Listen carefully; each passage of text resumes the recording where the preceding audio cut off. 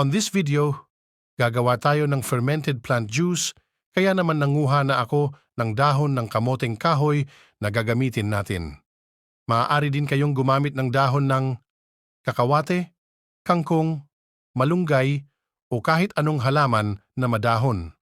Ang fermented plant juice ay isang uri ng organic liquid fertilizer na may napakalaking tulong para sa ating mga halaman. Ito ay mayaman sa nitrogen na sobrang epektibo para sa mga halaman na naninilaw, matagal lumaki o sobrang liliit ng mga dahon dulot nga ng nitrogen deficiency. Kung ang iyong mga pananim nga ay nakakaranas ng ganyang mga senyales, stay tuned dahil ipapakita ko sa iyo ang step-by-step at mga kailangan mong malaman sa paggawa ng fermented plant juice. Ang mga materyales na kakailanganin natin ay container na paglalagyan natin ng ating fermented plant juice, kahoy na pangdikdik, sangkalan, kutsilyo, asukal,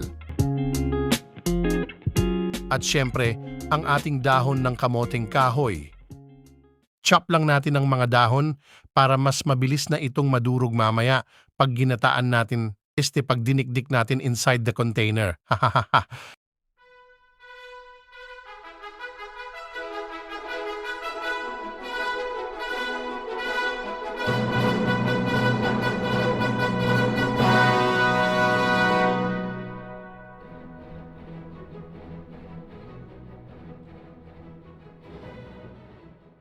Kumakain din ba kayo ng ginataang talbos ng kamoteng kahoy?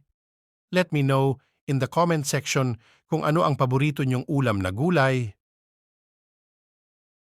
Atin namang ilagay ang asukal, pagkatapos ay haluin ito ng mabuti. Ang dami ng ginamit kong dahon ng kamoteng kahoy ay 500 grams at 250 grams naman na asukal, kaya ang ating ratio ay 2:1. After haluin, gagamitin na natin ang ating kahoy na pangdikdik at didikdikin na nga natin ito hanggang sa madurog ng husto. Naks, parang puso mo lang.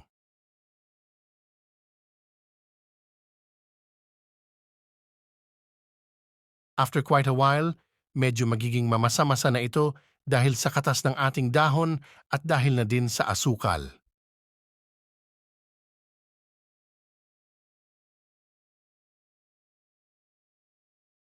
Kakailanganin din pala natin ng net o tela na magsisilbing harang para maiwasan ang pag-angat ng ating dinikdik na dahon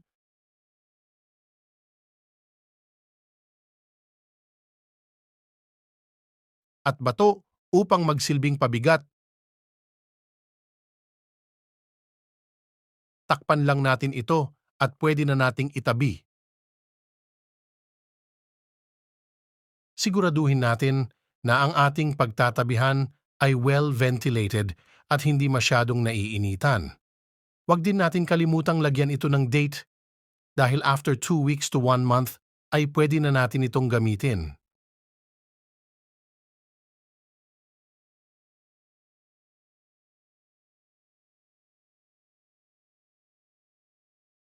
Makalipas ang 1 linggo, mapapansin nyo ang pagkakaroon nito ng bula at normal lang ito dahil indikasyon ito na may fermentation na nagaganap.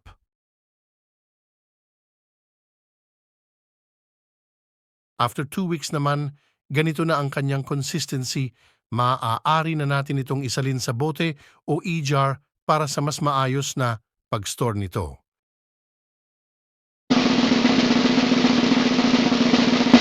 And as easy as that, meron ka ng organic liquid fertilizer na sadya namang safe na safe para sa iyong mga tanim. Ang ratio ng paggamit nito ay 10 ml of our fermented plant juice to 1 liters of water. And for that, gagamit tayo ng 10 ml syringe para sa mas madaling proseso.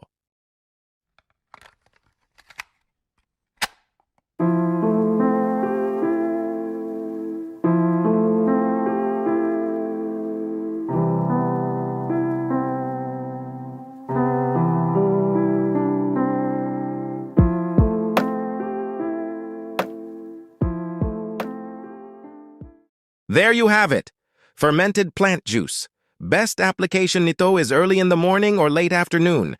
Thank you for watching, subscribe, and follow for more.